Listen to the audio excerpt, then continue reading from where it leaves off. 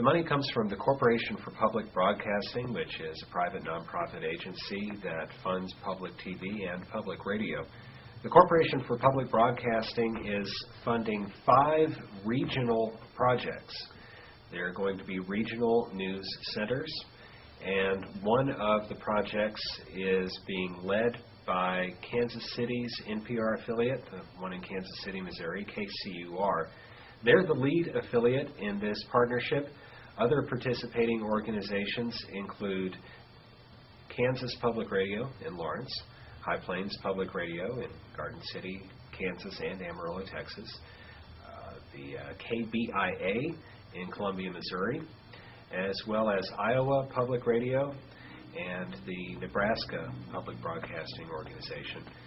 And these Midwestern NPR affiliate stations are going to be collaborating on agribusiness news.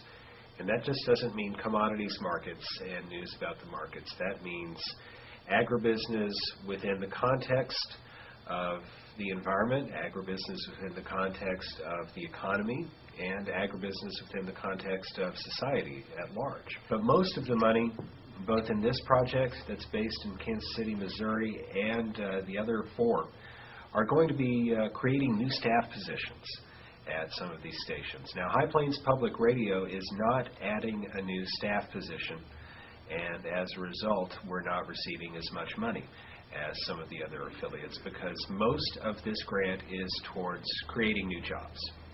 High Plains Public Radio will be getting a small amount of money from this grant to cover administrative costs because even though HPPR isn't going to be adding any staff, HPPR is going to be participating in the project.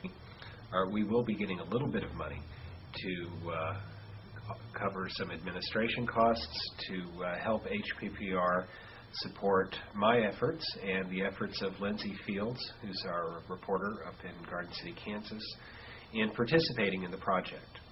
Also, the current plan calls for one of their reporters to be based in Garden City, Kansas. So this will be sort of a collaboration within the collaboration involving High Plains Public Radio and KPR to provide ag news from the High Plains region. So this will be a great opportunity for Kansas Public Radio to get somebody out in the western part of the state, and it'll be a great opportunity for HPPR to help out. HPPR is definitely going to be participating in this project, even though we're not adding any new staff members. Hiring someone to be in charge of this project will have its own website. There's going to be some video as well. Something that the Corporation for Public Broadcasting is very mindful of is what people refer to as convergence in media circles, meaning organizations reporting across different formats of media in Missouri and Iowa and Nebraska as well. So once KCUR fills those editorial positions, then we should see things start to move very quickly. We don't have a formal timeline, but everyone expects that by the fall sometime we should be rolling. Okay. The type of reporting that's going to come from this is public radio style reporting, meaning we're not going to be limiting ourselves to just discussing commodity markets.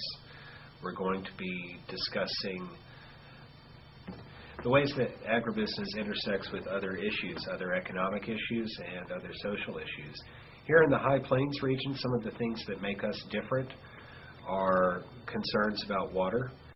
Another thing that is noteworthy about the way agriculture happens on the High Plains is the immigration issue. Agriculture and agribusiness doesn't just include grain production. It includes meat production as well.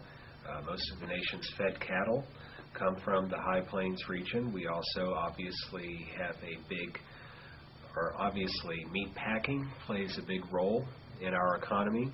Just right here in the Texas Panhandle, we have the large Tyson facility on the northeast side of Amarillo, and we also have the large Swift facility in Cactus, just north of Dumas. And immigration is obviously a huge issue. In fact, the SWIFT facility in Cactus was one of 6 similar SWIFT facilities that was targeted in the December 2006 immigration raids, which remains the single largest federal immigration enforcement action in history, to my knowledge. Immigration is a big issue, so we're going to be talking about that story as well as the obvious things like ethanol and so forth. So there's just a rich array of topics within the overall subject area of agribusiness that we can address as we have the time. The Channel 10 news story last week suggested that we would somehow be competing with KGNC AM for Ag News. That's not accurate at all. We're not going to be trying to duplicate or mimic what KGNC does. Fill me in on exactly how this content is going to be listened to and viewed and read.